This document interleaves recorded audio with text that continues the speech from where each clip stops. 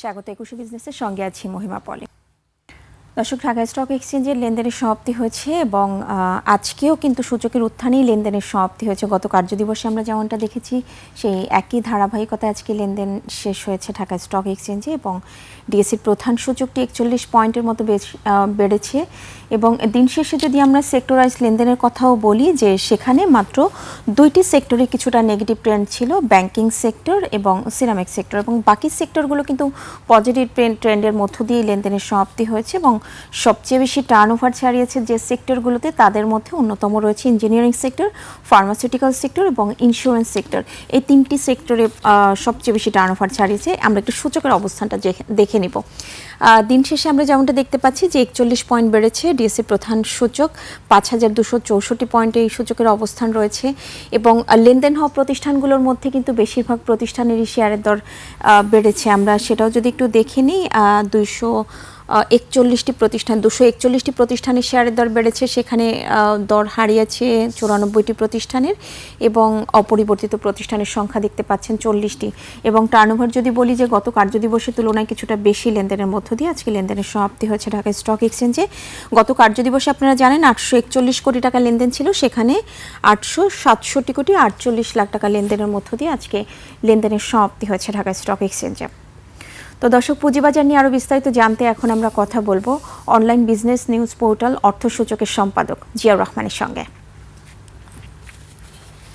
জি, আপনাকে স্বাগত আমাদের আজকের অনুষ্ঠানে। ধন্যবাদ। জি, আমরা অর্থমন্ত্রীর একটা স্টেটমেন্ট দিয়ে শুরু করতে চাচ্ছি। বিশ্বের অন্যতম বিনিয়োগ প্রতিষ্ঠান জেপি মর্গানের মতো বিনিয়োগ প্রতিষ্ঠান বাংলাদেশে আসতে চাচ্ছে। এটা কি আসলে বাংলাদেশের অর্থনীতির উপরে বিদেশিদের একটা আস্থার প্রতীক হিসেবে দেখছেন কিনা? আসলে একটা নির্বাচিত সরকার যেহেতু আসছে, বিদেশি বিনিয়োগকারী সহ সবাই কিন্তু নির্বাচিত সরকারের সাথে কাজ করতে স্বাচ্ছন্দ্য বোধ করে থাকে। এখন একটি নির্বাচিত সরকার এসছে এবং তাদের আগের মেয়াদেও কিন্তু অর্থনীতি যথেষ্ট পরিমাণে গতিশীল ছিল, সুতরাং বিদেশি বিনিয়োগকারীদের আগ্রহ থাকা খুবই স্বাভাবিক। তবে এটা খুব বেশি আস্থার বিষয় এরকম না। আসলে বিশ্বের নির্ভরযোগ্য জায়গা বিনিয়োগের জন্য ভালো রিটার্ন হবে এমন জায়গার পরিমাণ কিন্তু কমে আসছে। সেই বিবেচনায় বাংলাদেশ এখন একটি আকর্ষণীয় গন্তব্য হয়ে উঠছে বিদেশি বিনিয়োগকারীদের জন্য। তো সেই জায়গাটি প্রতিফলন ঘটছে আসলে এই আগ্রহ। এবং অর্থমন্ত্রী বলেছেন এর আগেও আরো কিছু বড় বড় ফান্ড, যেমন হংকং এর একটি ফান্ড বিশাল $1 ট্রিলিয়ন ম্যানেজ করে, তারা এখানে অনেক বড় বিনিয়োগ করতে চায়। তো এটি খুবই ভালো খবর। তবে এই বিনিয়োগগুলোকে আমরা যদি প্রস্তাব বা সম্ভাবনাকে কাজে লাগাতে চাই তাহলে আমাদেরকে কিছু কাজ করতে হবে, পরিবেশটা আরো ভালো করতে হবে। এর মধ্যে একটি বড় কাজ হচ্ছে যে আপনার বাজারে কিন্তু ভালো শেয়ারের সংখ্যা খুবই কম। এখন কিন্তু ভালো তালিকাভুক্ত কোম্পানিগুলো, ভালো কোম্পানিগুলো বাজারে খুব বেশি তালিকাভুক্ত হচ্ছে না। এর মধ্যে গত 2 বছর অনেক কোম্পানি আসে নাই, সুতরাং বাজারে ভালো কোম্পানির সংখ্যা বাড়াতে হবে। আপনি জানেন যে আমাদের টপ 20 ফার্মাসিউটিক্যালসে মাত্র 6টি তালিকাভুক্ত, 14টি কিন্তু এর বাইরে। বিশ্বের সবচেয়ে বেশি পরিবেশ সম্মত গার্মেন্টস কারখানা কিন্তু বাংলাদেশে, কিন্তু এই গার্মেন্টস কারখানাগুলো 10% কিন্তু পুঁজিবাজারে আসেনি।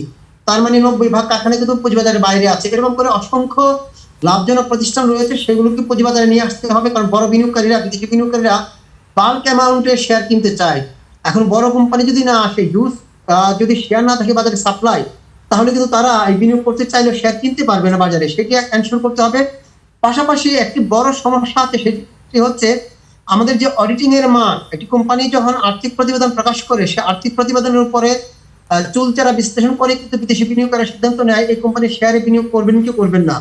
যেহেতু আমাদের অডিটিং ফার্মগুলোর ক্রেডিবিলিটি ক্রাইসিস আছে, অনেক সময় বলা হয় যে কোম্পানির সাথে যোগ সাজশ করে তাদের মনের মতো করে আর্থিক প্রতিবেদন প্রকাশ করেন। জি, সুতরাং এই জায়গায় স্বচ্ছতা, জবাবদিহিতা নিশ্চিত করতে হবে। আপনি জানেন যে এফআরসি নামে একটি প্রতিষ্ঠান আছে, ফিনান্সিয়াল রিপোর্টিং কাউন্সিল। সে ফিনান্সিয়াল রিপোর্টিং কাউন্সিলের নামেই আছে, কিন্তু এখনো কিন্তু ওইভাবে অ্যাক্টিভেট হয় নাই। তাদের কার্যক্রম কিন্তু দৃশ্যমান হচ্ছে না। অনেক অসাধু উদ্যোক্তা, অসাধু ফার্মের সাথে যোগ সাজশ করে কিন্তু ইতিপূর্বে অনেক জালিয়াতি বাজারে করেছে। মন্দ আইপি বাজারে এসছে, বাজারে আসার পর কারসাজি করে ডার্টি প্লে করেছে। সুতরাং আমরা মনে করি যে এফআরসি কে আরো বেশি সক্রিয় করে দক্ষ যোগ্য জনবল দিয়ে এমন ভাবে ব্যবস্থা করতে হবে যেন অডিটিং এর মান ভালো হয় এবং কোম্পানিগুলো যে রিপোর্ট দেবে সেই রিপোর্টের উপর যেন বিদেশি বিনিয়োগকারী না শুধু দেশি বিনিয়োগকারীরা নির্ভর করতে পারে, এবং আমরা সেটা যদি আমরা করতে পারে যদি একটু তাহলে অডিট প্রশ্নে একটু পরে আসি, আমরা যদি আপনার একটা কথা স্টেটমেন্ট নিয়ে একটু আগাতে চাই, সেক্ষেত্রে আপনি যেটা বলছিলেন যে বিদেশি বিনিয়োগ বাড়ছে, এটা অবশ্যই একটা ভালো খবর, কিন্তু এই যে বিদেশি বিনিয়োগ বা এই বিদেশি বিনিয়োগকারীদের আকর্ষণের জন্য বিনিয়োগ বাড়াতে আসলে কোন সেক্টরগুলোতে এই মুহূর্তে সবচেয়ে বেশি সংস্কার দরকার? আমাদের আইন কানুনগুলোকে সহজ করতে হবে। বিদেশি বিনিয়োগ আসা এবং বিদেশি বিনিয়োগ যে প্রত্যাবর্ষণ, সেই দুটি যেন সহজ হয়। আপনি জানেন, গত আওয়ামী সরকারের শেষ সময়ে এসে বেশ কিছু বিদেশি কোম্পানির প্রতিনিধিরা, এমনকি মার্কিন যুক্তরাষ্ট্রের রাষ্ট্রদূত পর্যন্ত অর্থমন্ত্রীর কাছে ধর্ণা দিয়েছেন। তারা তাদের যে মুনাফা, সেই মুনাফা প্রত্যাবাসন করতে পারছেন না, দেশে নিয়ে যেতে পারছেন না। সুতরাং এই জায়গাগুলো আমার যেন রিজার্ভ ভালো থাকে, এবং আমার যেন চাইলে যে কোনো কোম্পানি তার আইনসম্মতভাবে যতটুকু নিতে পারার কথা, সেই মুনাফা যেন প্রত্যাবাসন করতে পারে, এই এনশিওরিটি যদি আমরা দিতে পারি, তাহলে তাদের মধ্যে কিন্তু আস্থাটা বাড়বে এবং আগ্রহটা বাড়বে। কারণ কি, দিন শেষে আপনি মুনাফা করলেন, এখানে অনেক মুনাফা করলেন, কিন্তু আপনি মুনাফা নিতে পারলেন না, তাহলে মুনাফা করে লাভ কি? সেগুলো করতে হবে। আপনার আইন কানুনগুলো একটু সহজ করতে হবে, ব্যাংকের স্বচ্ছতা বাড়াতে হবে, এবং পোর্টফোলিও বিনিয়োগের পাশাপাশি কেউ যদি ডাইরেক্ট ইনভেস্টমেন্ট করতে চায়, এফডিআই যেটা বলি, ফরেন ডাইরেক্ট ইনভেস্টমেন্ট, ইন্ডাস্ট্রি বা সার্ভিস সেক্টরে, সেক্ষেত্রেও যেন তারা সহজে তাদের যতগুলো আইন কি বলবো সনদ, লাইসেন্স লাগে, সবগুলো লাইসেন্স নেওয়ার এক টেবিল থেকে না হোক অ্যাটলিস্ট 2-3টা টেবিলের মধ্যে দিয়ে নিতে পারে, অল্প সময় নিতে পারে, এবং দিনের পর দিন যেন ওই লাইসেন্সের জন্য ঘুরতে না হয়, মাসের পর মাস যেন আইনবারের চক্করে পড়তে না হয়, তার ভ্যাট, তার আয়কর, সেগুলো যেন আরো সহজভাবে দিতে পারে। এই জায়গাগুলো অ্যাড্রেস করতে হবে। এই জায়গাগুলো অ্যাড্রেস করলে আমরা মনে করি আগামী দিনে অবশ্যই আমরা ভালো রেসপন্স পাবো। জি, আমরা যদি একটু আমরা দেখেছি যে এই যে বিএসসিসির সংস্কারটা আসলে এই মুহূর্তে প্রয়োজন কিনা, যেখানে বাংলাদেশ ব্যাংকের মতো বাংলাদেশ ব্যাংকেও হচ্ছে ইনিশিয়াল স্টেজে রদবদল দরকার হয়েছে এবং সেখানে কিন্তু ইনস্ট্যান্ট করেছে। তো বিএসসিসির সংস্কারটা আসলে প্রয়োজন কিনা, সাধারণ বিনিয়োগকারীদের একটা জোর দাবি ছিল এখানে, সেটা নিয়ে আপনি কি বলতে চাচ্ছেন?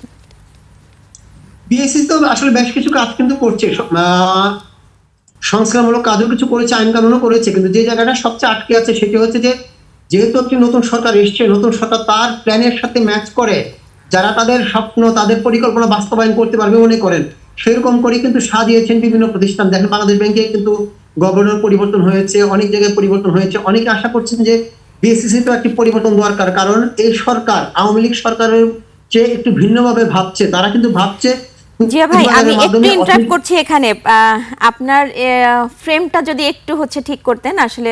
হ্যাঁ, এভাবে এভাবে থাকলেও হবে, ঠিক আছে। হ্যাঁ, আমার মনে, সরি, আমি আপনার কাছে এবং দর্শকদের কাছে দুঃখ প্রকাশ করছি। জি, পল্টন এলাকায় সকাল থেকে বিদ্যুৎ ছিল না, একটু আগে ট্রিপ করেছে। আমার আসলে জেনারেটর, যে কারণে মোবাইল করতে হতে যাওয়াতে একটু সমস্যা হচ্ছে। এখনই আবার বিদ্যুৎ চলে এসেছে, হয়তো আমরা আবার আপনি ঠিকভাবে আপনার ডিভাইসটা একটা জায়গায় স্ট্যান্ড বাই রাখেন, আপনি ধরে রাখলে যেটা হবে মানে জাস্ট একটা। হ্যাঁ, জি, বল। জি ভাই। তো যেটি বলছিলাম যে আপনার এই অনেকেই আশা করছিলেন যে সরকার তার যে ইচ্ছা, তার যে যেমন অর্থমন্ত্রী বলেন বিলিয়ন বিলিয়ন ডলার আসবে, বিনিয়োগ হবে বাংলাদেশে। তো বিলিয়ন বিলিয়ন ডলার যদি বিনিয়োগ করতে হয়, উনি চান কেন্দ্রীভূত কিছু থাকবে না, প্রাইভেট সেক্টরের কাছে সব ব্যবসা ছেড়ে দিবেন, সরকারের হাতে কিছু থাকবে না। এই ধরনের উদ্দেশ্য বাস্তবায়ন করার জন্য যে ধরনের ডাইনামিক লিডারশিপ দরকার, আমার মনে হয় যে এই জায়গাটা একটা পরিবর্তন হলে ভালো হয়, এবং সেই সিদ্ধান্তটা একটু দ্রুত নিতে পারলে ভালো। যেহেতু অনেক প্রতিষ্ঠান, অনেক বিনিয়োগকারী অপেক্ষায় আছেন যে কখন সরকার সিদ্ধান্ত নিবে, এবং সেই সিদ্ধান্তের আলোকে তারা বিনিয়োগটা করবেন। সুতরাং তারা যাতে অ্যাকশনে যেতে পারে বিনিয়োগের, সেটার জন্য ভালো। জি, আপনি লিডারশিপ পরিবর্তনের বিষয়ে একটা কথা বলেছেন। বিএসসিসির লিডারশিপটা পরিবর্তন এই মুহূর্তে কতটা জরুরি বলে মনে হচ্ছে আপনার? জি, খুব খুব জরুরি। আপনার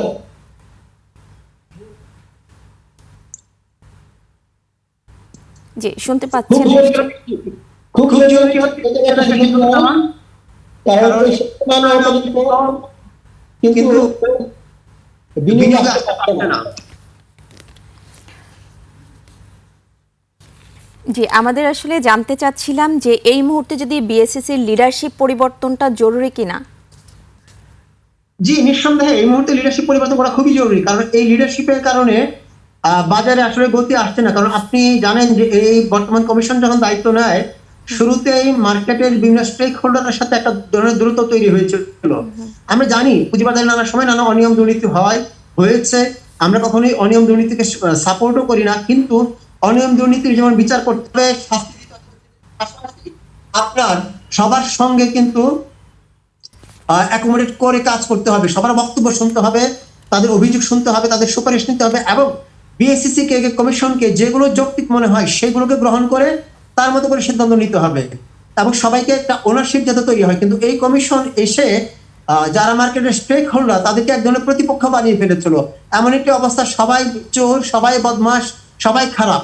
যখন আপনি স্টেক হোল্ডারদের মধ্যে এই ধরনের একটি ভীতি ছড়িয়ে দিবেন, তাদের মন ছোট হয়ে যাবে, তখন কিন্তু তারা আসলে ওই রকম সহজভাবে স্বাচ্ছন্দ্যের সাথে কাজ করতে পারবে না। সুতরাং এই কারণে হলেও যেন স্টেক হোল্ডাররা অনেক বেশি স্বাচ্ছন্দ্য নিয়ে, অনেক বেশি সাহস নিয়ে সহজভাবে কাজ করতে পারে। সেই কারণে আমার মনে হয় যে এই লিডারশিপটা চেঞ্জ করে, আমি বলবো না এই লিডারশিপের আর্থিক কোনো অনিয়ম, বড় দুর্নীতি কোনো অভিযোগ আছে, কিন্তু এই লিডারশিপ যে ভুলটা করেছেন সেটি হচ্ছে যে কমিউনিকেশনে গ্যাপ করে সবাইকে শত্রু বানিয়ে ফেলেছেন। তো আপনি যখন সবাইকে নিয়ে টিম ওয়ার্ক করবেন, আপনি যাদেরকে নিয়ে টিমের অংশ, কেউ আপনাকে বিশ্বাস করছে না, কেউ আপনাকে পছন্দ করছে না, কেউ আপনাকে ওন করছে না, তখন তো এখান থেকে আপনি ভালো ফল পাবেন না। সুতরাং আমার মনে হয় যেহেতু একটা ঘটনা ঘটেই গেছে, এরা যেহেতু দূরত্ব তৈরি করে ফেলেছে, এই দূরত্ব আর আসলে স্বাভাবিকভাবে দূর করা যাবে না। সুতরাং জি। সবচেয়ে ভালো হবে সেটটা চেঞ্জ করে আরেকটা নতুন সেট দেওয়া, যারা শুরুতে এসেই সবার সাথে একটু সুসম্পর্ক তৈরি করবে। জি, জনাব জিয়াউর রহমান, আপনাকে অনেক ধন্যবাদ, আসলে এত কষ্ট করে আপনি আমাদের সাথে সময় দিয়েছেন। জি দর্শক, এতক্ষণ আমরা পুঁজিবাজার পরিস্থিতি নিয়ে কথা বলছিলাম অনলাইন বিজনেস নিউজ পোর্টাল অর্থসূচকের সম্পাদক জিয়াউর রহমানের সঙ্গে। এবার নিচ্ছে একটা বিরতি, ফিরছি একটু পরেই, সঙ্গেই থাকুন।